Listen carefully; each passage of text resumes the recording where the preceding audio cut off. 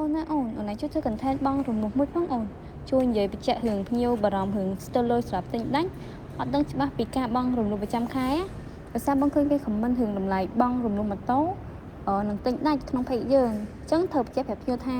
តម្លៃបងរំលោះនៅ Honda ពេជ្រសម្បូរល្អជាងគេអត់ចាំបាច់ភ័យថាលុយអត់គ្រប់ហើយតម្លៃបងរំលោះថ្លៃជាងទិញដាច់ទេសំខាន់កុំភ្លេចបញ្ជាក់ថាសាខាយើងមានម៉ូតូច្រើន model ផង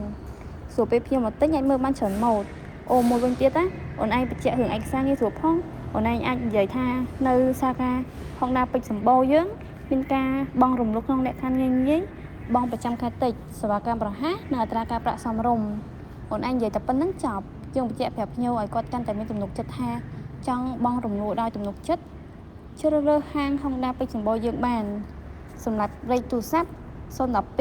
57 7171ហើយសម្រាប់អាស័យដ្ឋានផ្លូវលេខ106កែង105សង្កាត់តាខ្មៅក្រុងតាខ្មៅខេត្តកណ្ដាល